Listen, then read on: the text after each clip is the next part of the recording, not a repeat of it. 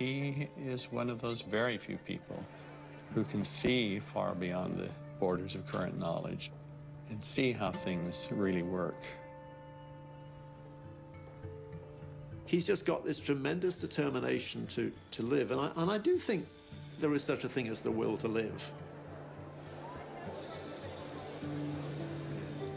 He will carry on until they push him underground.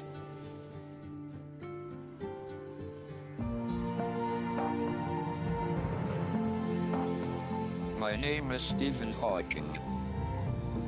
For the past 50 years, I have traveled the world, studying and lecturing about time and space. This film is a personal journey through my life, told in my own words. Come with me, and I will tell you the story of how I became who I am.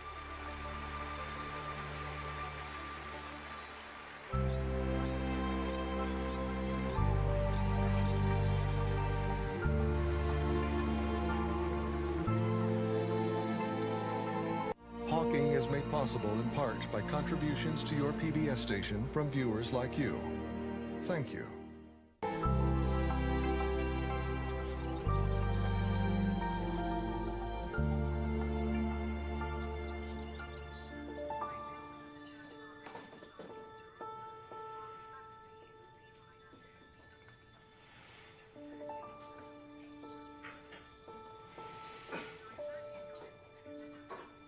So you're going to take your lunch in the cafeteria?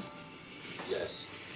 I think it would kill him if he was in a home being cared for by nurses. He likes to be able to choose what he wants to do with his life. He loves the danger of flying. He wants to go into space, and he's been in submarines. He's just the most craziest man. He's got a lot of guts in him.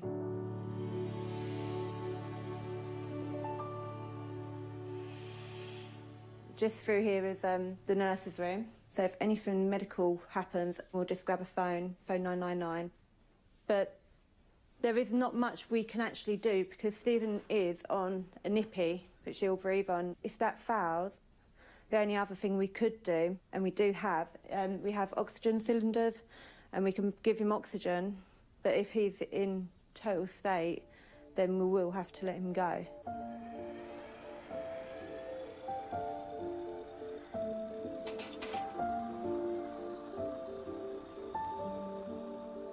I have lived over 2/3 of my life with the threat of death hanging over me.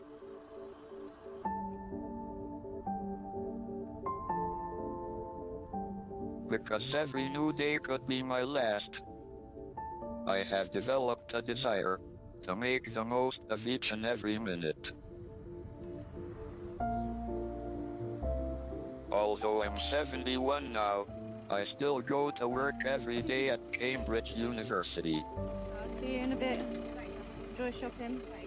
Keeping an active mind has been vital to my survival, as has been maintaining a sense of humor. When I went to my job interview, I thought he was going to ask me about my past medical history and what I've done before in care. But he didn't. He asked whether I could cook poached eggs. And I was 19 at the time, and I lied because I didn't know how to cook poached eggs. Do you enjoy my company? Maybe.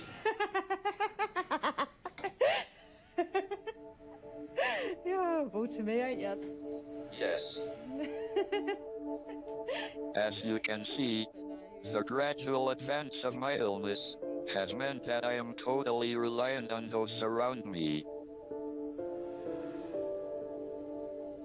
71 years ago, life started that way too.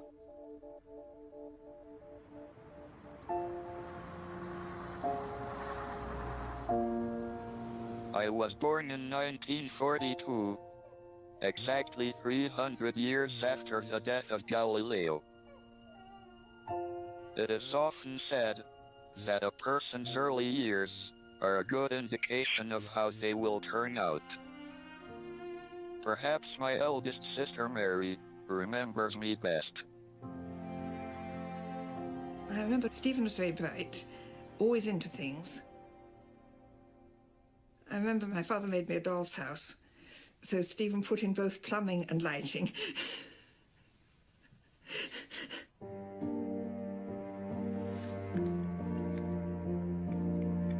I spent a lot of time playing on my own as a boy.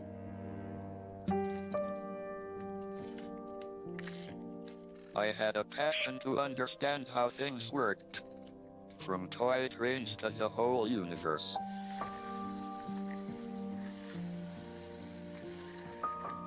He would spend a lot of time looking at the sky, looking at the stars, and wondering where eternity came to an end.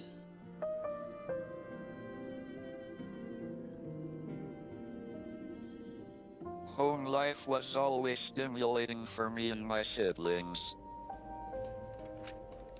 We used to argue theology a lot. It's a great thing for kids because you don't need any facts whatsoever. To outsiders, the Hawking household was considered eccentric. But for me, it was a place where my mind was constantly challenged. I remember being quite gobsmacked by the conversation over lunch. It was about subjects which were never talked about in my house. Sex, homosexuality, arguments for and against abortion, and various other subjects that were quite unusual. At school, my classmates gave me the nickname Einstein, even though I was only ever halfway up the class. It was, I like to think, a very bright class.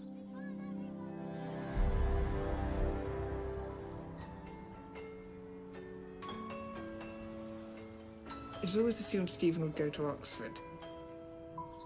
Father thought it would be a good thing if Stephen did medicine. But Stephen was not into medicine. He'd made the most awful doctor I was getting. So they compromised. We agreed on a degree in natural sciences, specializing in physics. The prevailing attitude at Oxford at the time was very anti-work. You were supposed to be brilliant without effort, or to accept your limitations and get a fourth-class degree. To work hard to get a better class of degree was regarded as the mark of a grey man, the worst epithet in the Oxford vocabulary. I think Steve and I fell, both of us, right into that category, that there was no need to work or appear to work. And Steve was a very funny guy. He was able to appreciate jokes and tell jokes the whole time. And spontaneous humor was really his forte. So.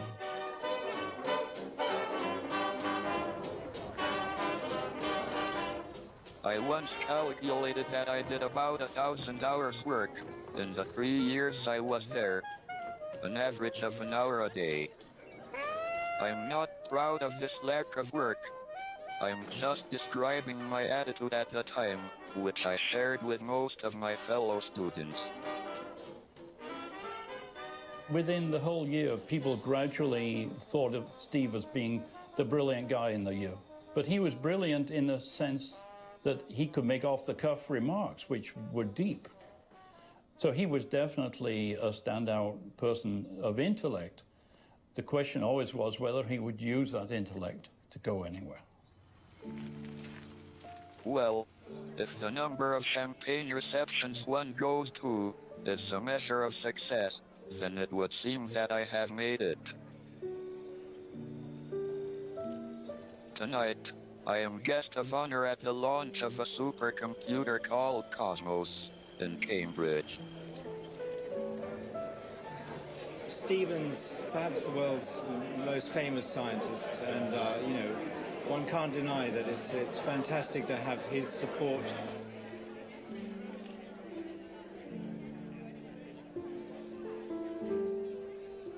The notion of fame is a curious thing to me. In my mind, I am a scientist who has been lucky to work on some of the fundamental mysteries of our universe. Sometimes I wonder if I am as famous for my wheelchair and disabilities as I am for my discoveries.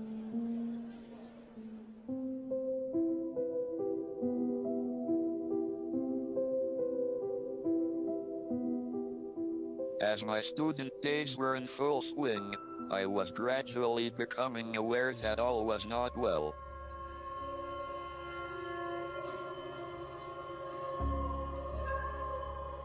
During my final year at Oxford, I fell over once or twice for no apparent reason.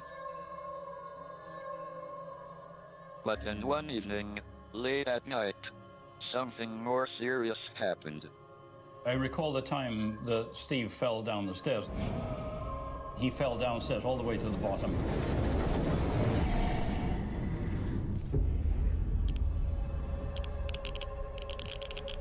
He lost consciousness, and then he couldn't remember who he was.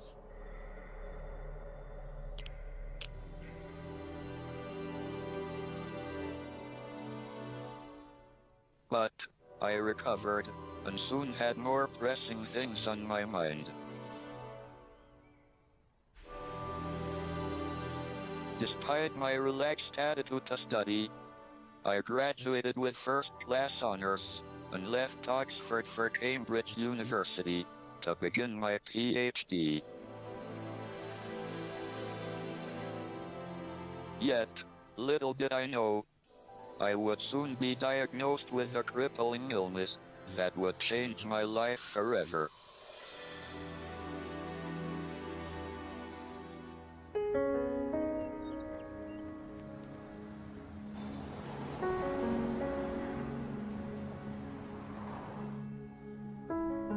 Well, Stephen's speed of communication has very gradually slowed down. A few years ago, he was still able to use his hand switch and able to communicate by clicking this switch on his wheelchair. When he wasn't able to do that anymore, we switched over to a switch that he mounted on his cheek.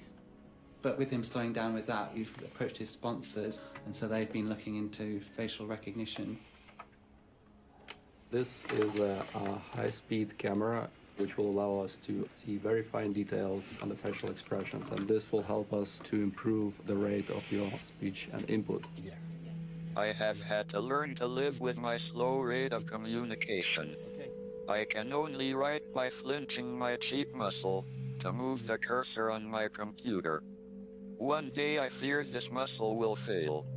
Your current piece of software is a little dated. Well, it's a lot dated, but you're very used to using it. So we've changed the method by which your next word prediction works, and it can pretty much pick up the correct word every single time, even if you're letters away from it.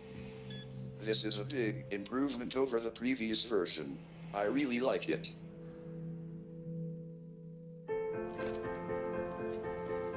In 1962, age 20, when I arrived at Cambridge to begin my PhD, I was also desperate for my voice to be heard as I embarked on my first real scientific challenge.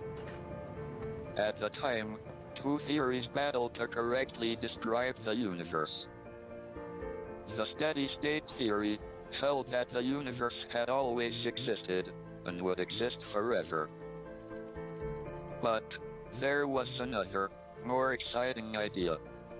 The Big Bang Theory suggested that the universe had begun with a huge explosion.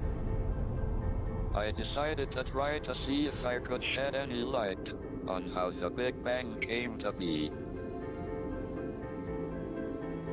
But, by now, the immediate challenge I was facing was to keep control of my body. My movements were becoming even more erratic. Though I was determined not to worry my family, so I tried to keep it to myself. Stephen went home for Christmas after one term, and the symptoms that he had become too severe to hide from his parents. His father insisted on taking him to, I think, the family doctor first, and then that doctor recommended a specialist in London.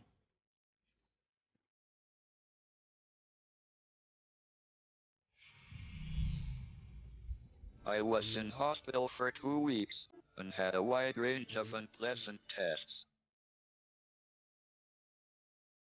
They took a muscle sample from my arm and stuck electrodes into me. Eventually, I was diagnosed with amyotrophic lateral sclerosis, otherwise known as motor neuron disease or ALS. The prognosis was not good. I was given 2 to 3 years to live. It was always hard to tell how Stephen took it, because he wouldn't talk about it. You know, if you can't do anything about it, you probably don't want to talk about it or have people talk about it. He did seem pretty depressed, and I don't think he accepted it emotionally.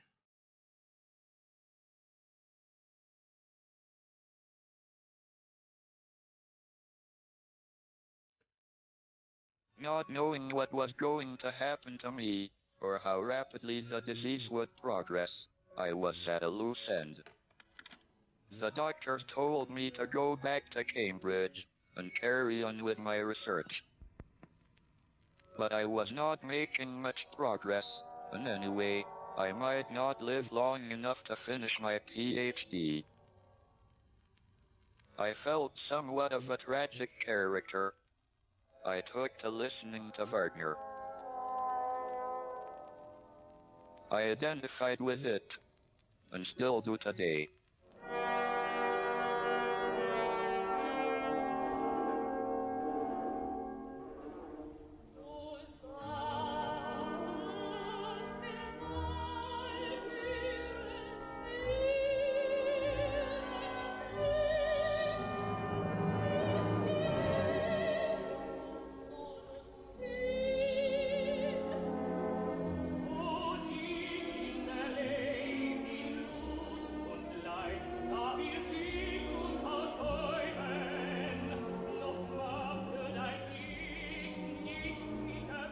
At first, the disease seemed to progress fairly rapidly. As time went by, however, it began to slow down.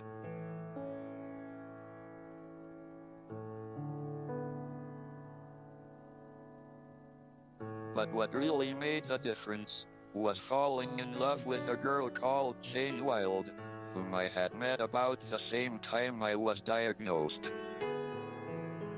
This gave me something to live for. Oh, he was great fun. He was eccentric. I was really drawn to his very wide smile and his beautiful grey eyes. And I think that's what made me fall in love with him. We were going to defy the disease. We were going to challenge the future. Jane was beautiful and gentle, and seemingly undaunted by the harsh reality of my illness.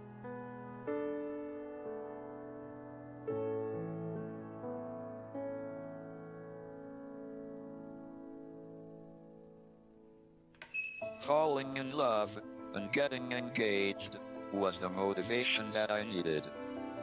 If I were to get married, I had to get a job, and to get a job I had to finish my PhD. I therefore started working hard for the first time in my life. To my surprise, I found I liked it. It was terribly exciting because he had been so depressed, and here he was with a new lease of life. Perhaps because I realized I might not have much time, I renewed my efforts to tackle the big question in cosmology in the early 60s. Did the universe have a beginning or not? Many scientists were instinctively opposed to the idea of a Big Bang because it implies a moment of creation, the hand of God. I wondered if the Big Bang could have happened on its own, without the need for a God to get it going. The key was in the theory of black holes.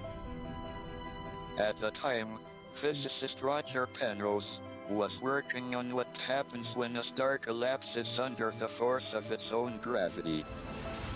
Penrose claimed the star would crush itself to a tiny point of infinite density, where even time itself would come to a stop. He called it a singularity, the heart of a black hole. I worked relentlessly to see if I could apply the notion of a singularity to the entire universe. Then suddenly, I had it. I imagined going backwards to the beginning, and worked out that right at the start, the universe would have been a singularity too. Here, time stops. You've reached the true beginning of everything. There is no previous time in which the universe could have had a cause. It spontaneously created itself in the Big Bang.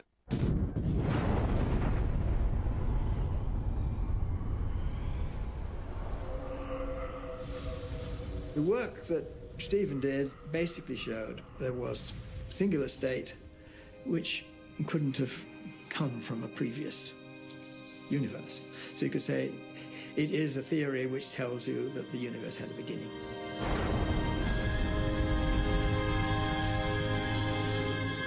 I had controversially shown the laws of nature suggest there is no need for a creator or God. The universe just came into existence all by itself.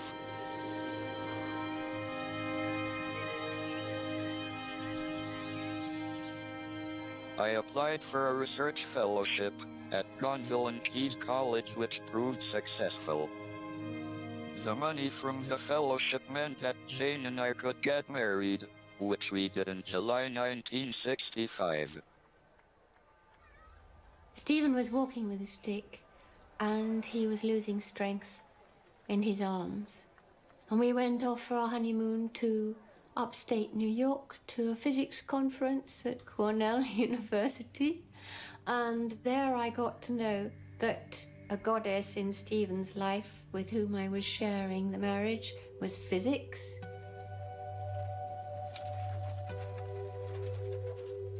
After returning from our honeymoon, I completed and submitted my PhD thesis with the help of Jane, who had spent many painstaking hours at the typewriter, typing it up.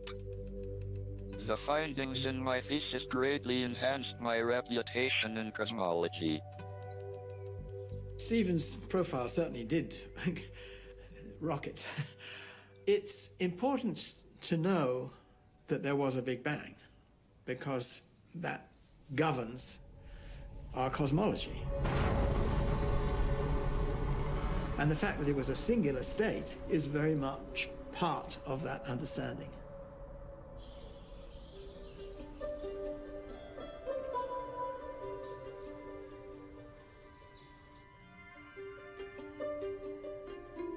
My early work went some way to answering how our universe began. But there is still plenty more to find out. Brain-world black holes should radiate if they aren't extreme, but slowly. At Cambridge, I mentor a new generation of cosmologists who are tackling ever tougher questions. It's this work that I enjoy the most. You might as well say the Schwarzschild solution doesn't exist because it radiates. I'll have to think about it. In the autumn of 1970, I had been concentrating my research on black holes. By now, Jane and I had 2 children, Robert aged 3 years and Lucy, who had just been born. But at this time, my body was going into a rapid decline.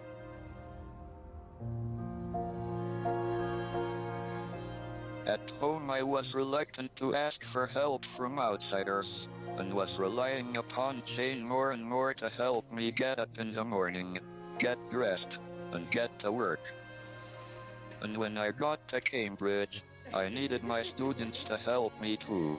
Are we signing this? Yes. I first met Stephen in 1972 at Cambridge when I became his PhD student. He was in a wheelchair, and so I also had a role in helping him with eating and moving around and having coffee and tea and things like that. So it was a rather unusual relationship.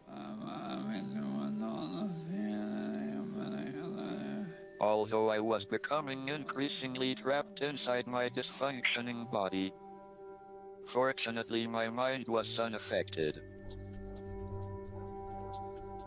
My next discovery would throw all of cosmologists' findings to date up in the air.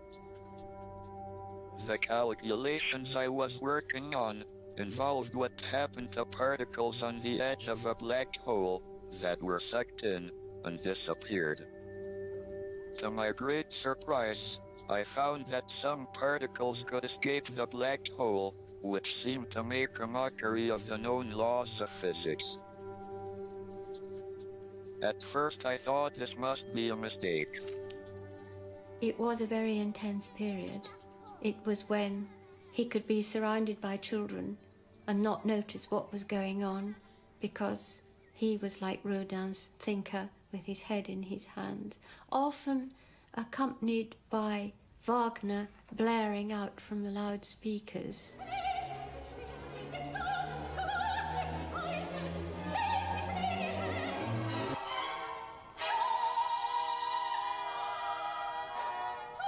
He used to drive me spare.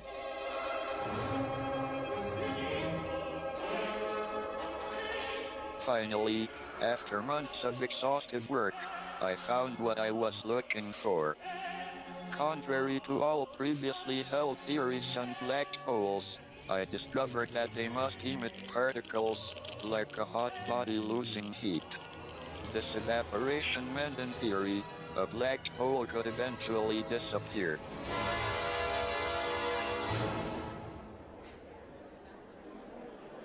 I announced my findings on St. Valentine's Day in 1974 at a cosmology conference in Oxford to a packed audience.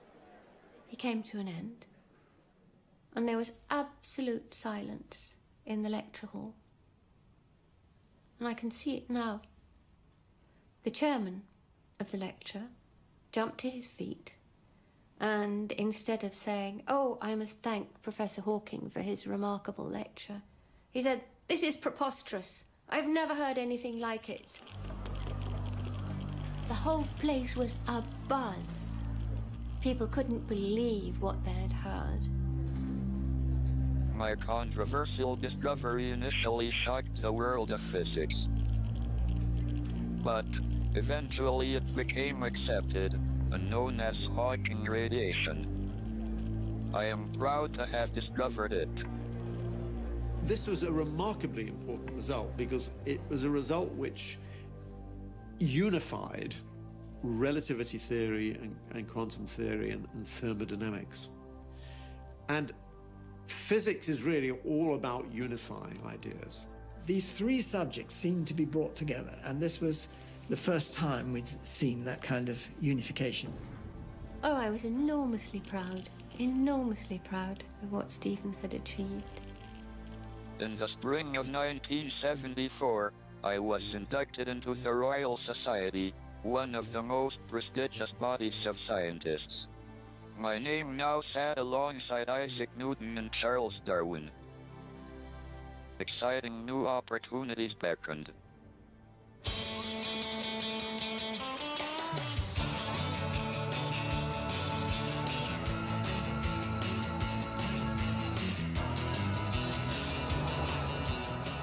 Doors started to open for me.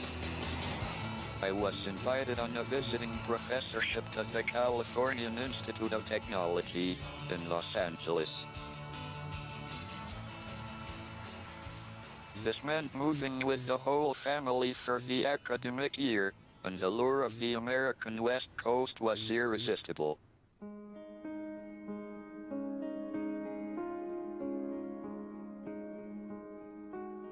I was simply hoping to have a year in which the result would be better science done by Caltech scientists, by my research group and others, and better science done by Stephen.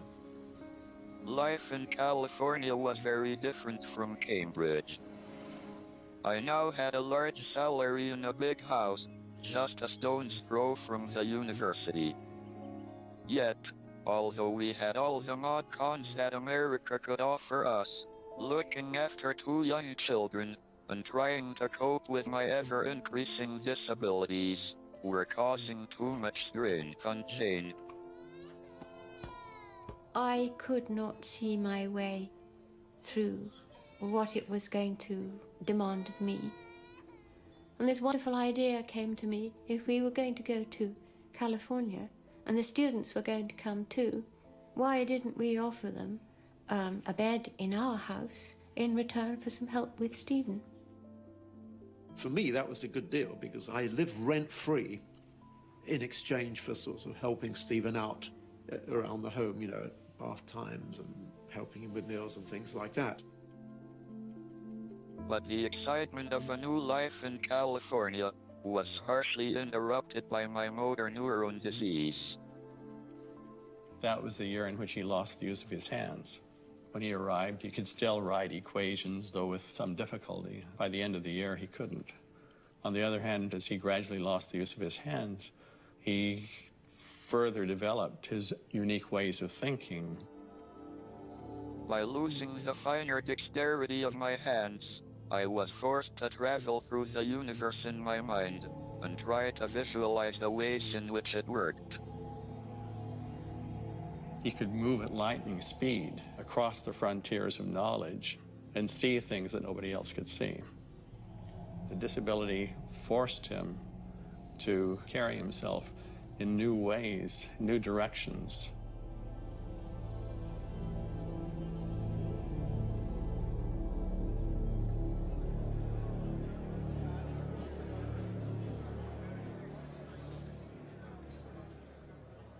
Turning problems over in my mind has been my main method of discovery for nearly half my life now. While all around me people have buzzed away, deep in conversation, I have often been transported afar, lost inside my own thoughts, trying to fathom how the universe works.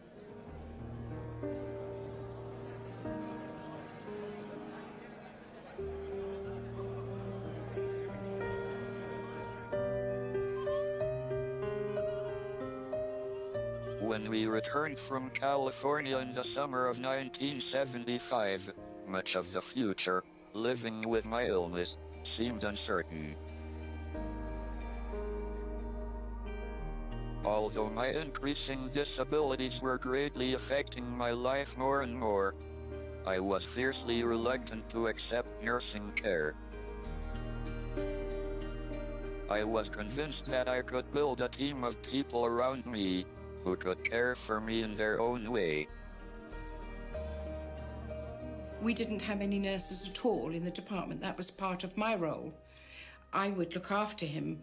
You'd like to reply to that one? I could see that when he was eating or drinking, this could cause a problem, and a very big one for me, because I didn't have any nursing training whatsoever.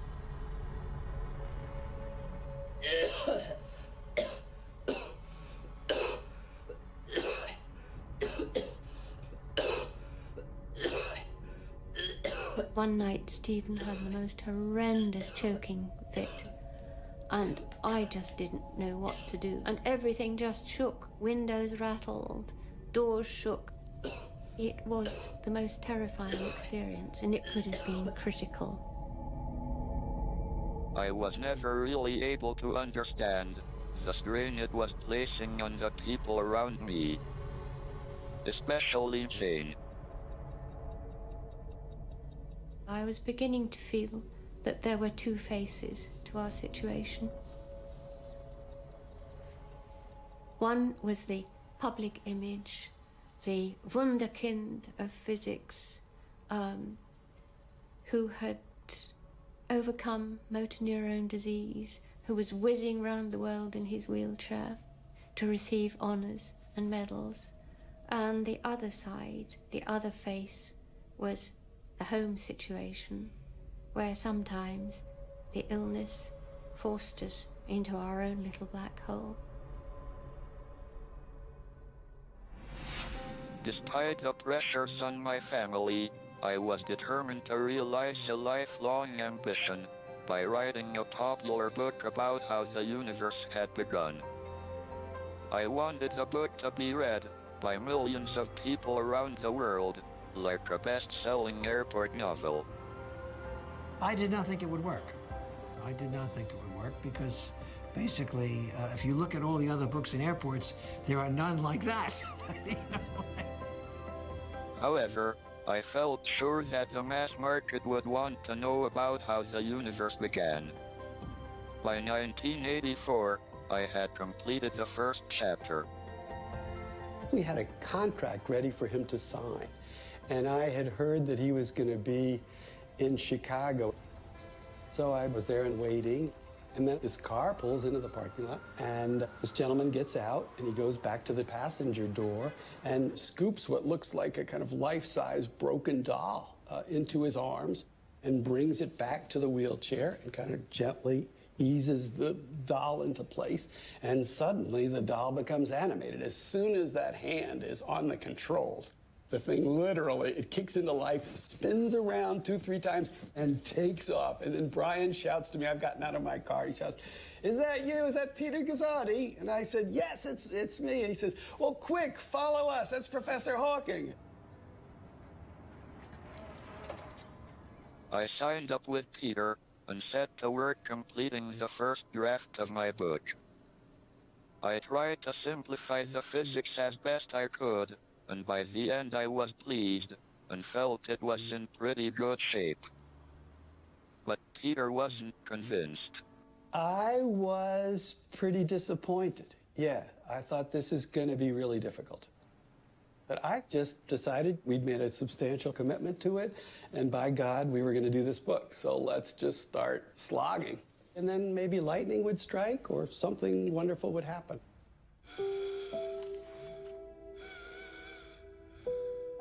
Lightning did indeed strike, but not in the way that Peter and I were hoping.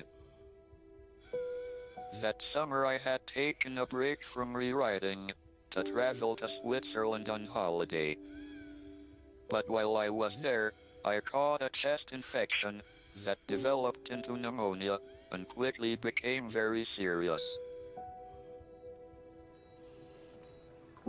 I was put into a drug-induced coma and onto a life support machine.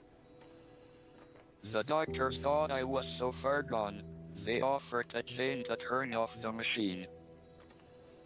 But she refused. Finally, Jane insisted that I was flown back to Cambridge.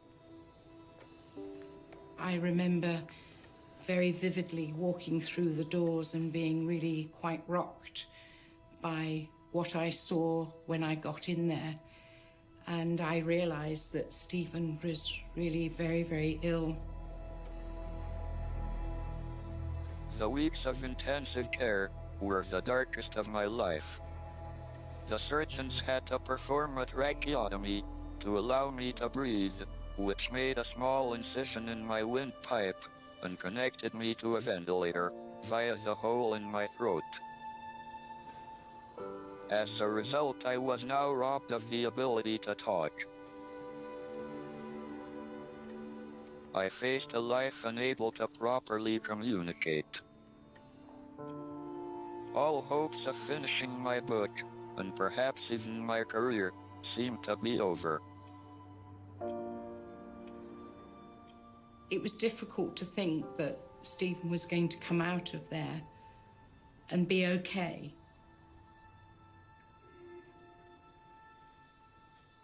Being on a ventilator meant that I needed constant care and monitoring.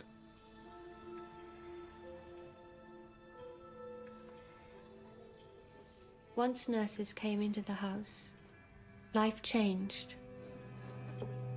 And that was very difficult for all of us. For me, for the children. Home was no longer home. There was no privacy, because The walls were listening to everything. Despite the intrusions on family life, with the nurse's help, I grew stronger. Yet, I still felt trapped inside my body. For a time, at home, I could communicate only by raising my eyebrows when someone pointed the letters on a card. All thoughts of work and finishing my book grew distant. But then quite unexpectedly, a glimmer of hope came from across the water. I got a call from a physicist, and he said, I've got someone in England, he's a professor of physics, who lost the ability to speak, and he needs a system. This system was called Equalizer, and the top part of the screen was a set of letters, rows of letters. And then the bottom part of the screen was rows of words, 36 very frequently used words. He learned that very quickly, and I was blown away by it. He was scanning just amazingly fast. I was keen to make up the lost time that my illness had forced upon me. I had a stack of notes from Peter Gazzardi suggesting changes and clarifications to my book. After months of work, the rewrite was complete. None of us really knew whether the book would be liked and would sell as we all hoped for. All we could do now was give it a title, A Brief History of Time, send it off to the printers, and wait.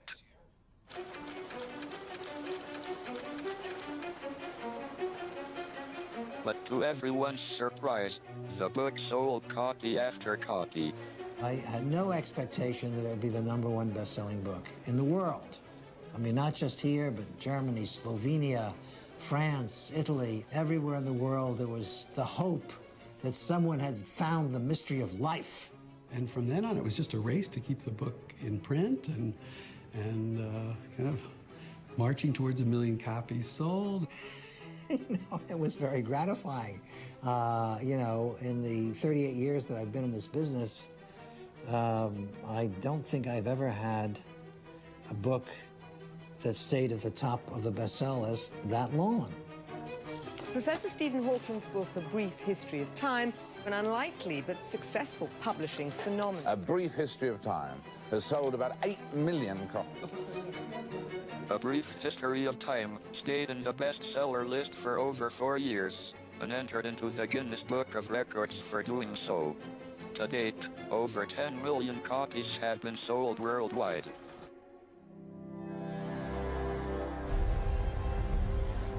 Over the next few years, a lot of fuss was made about my book. I became famous nationally and around the world, and I even made a cameo appearance on Star Trek, my favorite sci-fi show. You are bluffing. Wrong again, Albert.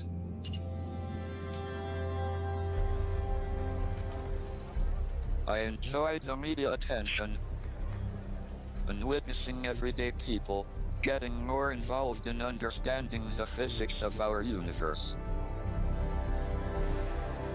But sadly, this newfound fame put more strain on my marriage. It was clear that my life and Jane's were beginning to follow different paths.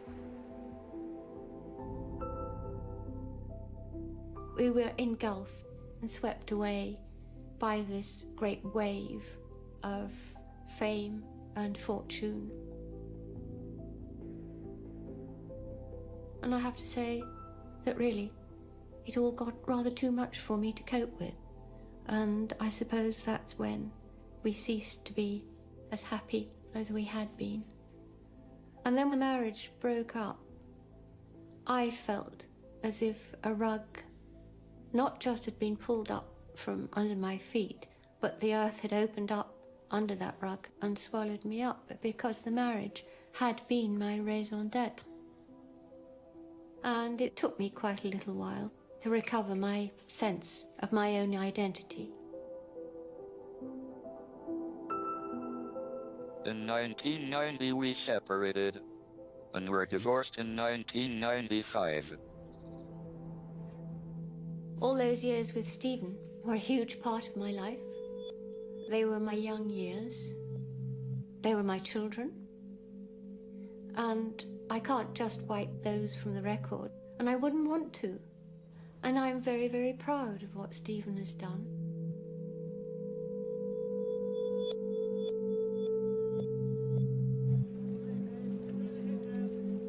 In 1995, I announced my engagement to Elaine Mason and married again. Elaine had been one of my nurses from the start of my 24-hour wraparound care.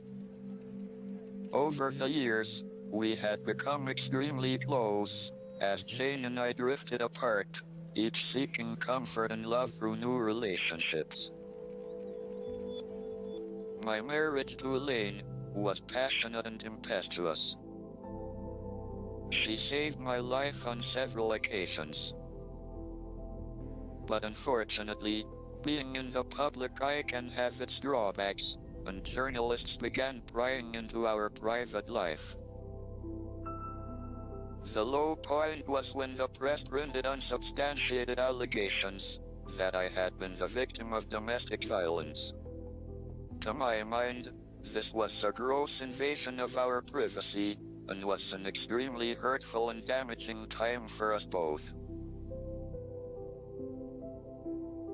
We were together for 11 years, before divorcing in 2006.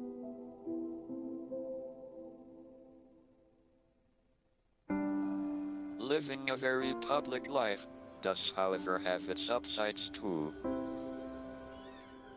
At work, I am often visited by famous people who share an interest in space and the universe we live in. Sometimes, even astronauts drop by.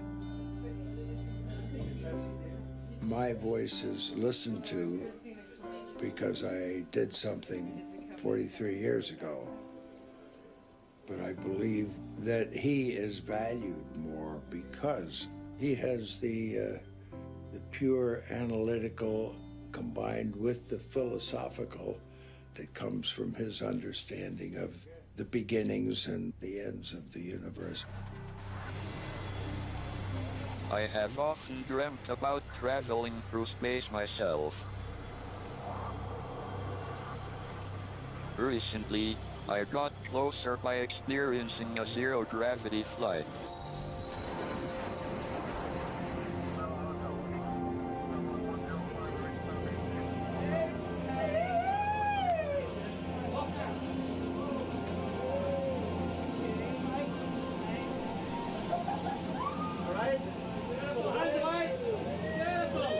I am convinced that one day space travel will become an everyday necessity for human civilization. At 71, I remain hopeful that I will be one of the first ordinary people to blast off into space. But I will need a little help. You know, we haven't offered anybody a free ticket, but it was the one person in the world that we felt, you know, we'd love to invite you to space. And it was incredible when he accepted. He told me to hurry up and get the spaceship built because he wasn't going to live forever. And hopefully next year we'll take him up. Becoming a so-called famous person has brought me unusual privilege and opportunities. Stephen Hawking, the world's smartest man. What are you doing here? If you are looking for trouble, you found it. Yeah, just try me, you... Oh! It has been a lot of fun, and also very strange, to see myself depicted in different ways. But perhaps the strangest is to have had part of my early life portrayed by an actor. I felt a huge onus of responsibility to get that part of his life right. There was so much that happened to him. It's a terrifying prospect to have a completely functioning mind inside a body that locks you in, that keeps you stationary. One of the things I wanted to get right was to show the stages of the progression of his condition. He's incredibly stoic. I think that was probably the case when he was younger as well. I think he rolled up his sleeves and got on with it, and look at the results. I mean, it's self-evident. The man became a spokesperson for the most complex ideas. Hello, Tim. It's Stephen. Oh, hi, Stephen Hawking. I can't believe it. Whenever I do a talk show, most people see Dumb and Dumber and they assume that that's who I am. So I thought, well, wouldn't it be wonderful to, like, partner up with the smartest man on the earth? I just wanted to call you to tell you how happy I am that you're excited about the new electronic universe theory. It's amazing. But don't bother trying to explain it to them. Their pea brains cannot grasp the idea of the world of the brain. Yeah, I know. I was expecting him to be so serious about himself, and I think it was a relief for him to completely make fun of the whole thing. Well, I had to go now. I'm very busy watching Dumb and Dumber. I might go out and do you a bit. You truly are a genius. No, you're a genius. No, you are. No, you are. After we did the routine, we kind of struck up a friendship. So I was invited to his home. And while we were having dinner, I asked him, you know, just for a picture, could you run over my foot with your wheelchair? And that, so I have a picture of me grimacing in agony and stuff. So it was wonderful, wonderful to be there, wonderful to talk to him. Nowadays, more and more of my time is taken up with my public life. So, if you want to explore the inside of a black hole, choose a big one. People have searched for many black holes of this mass, but have so far not found any. This is a pity, because if they had, I would have got a Nobel Prize.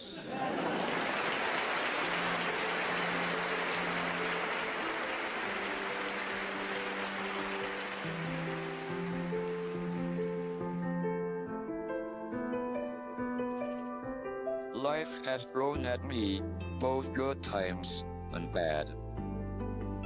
Perhaps it is human nature that we adapt and survive. Right, Stephen, we're going to put your hat on you so you can go as well. As for me, I'm not afraid of dying, but I have so much I want to do and find out first. I like it. Hat, your gangster hat. It's the dog. Stephen, give us a little smile. One advantage of being a public figure is being asked to do special things. Today I am center stage at the opening ceremony of the Paralympics Games. I am honored to have been asked.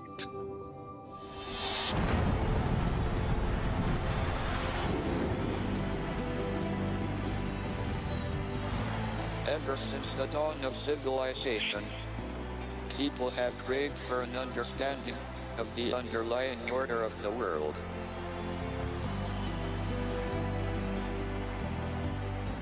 The Paralympic Games are all about transforming our perception of the world.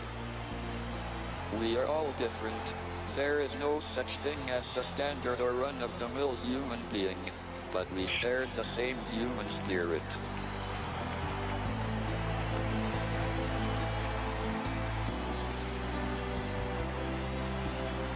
So let us together celebrate excellence, friendship, and respect. Good luck to you all.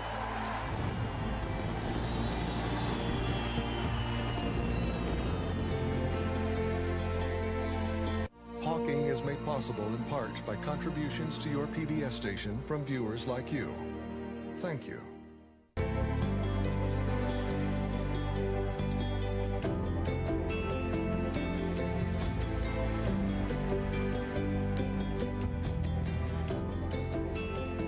To learn more about Stephen Hawking, please visit pbs.org/Hawking. Hawking is available on DVD. To order, visit shoppbs.org or call 1-800-PLAY-PBS.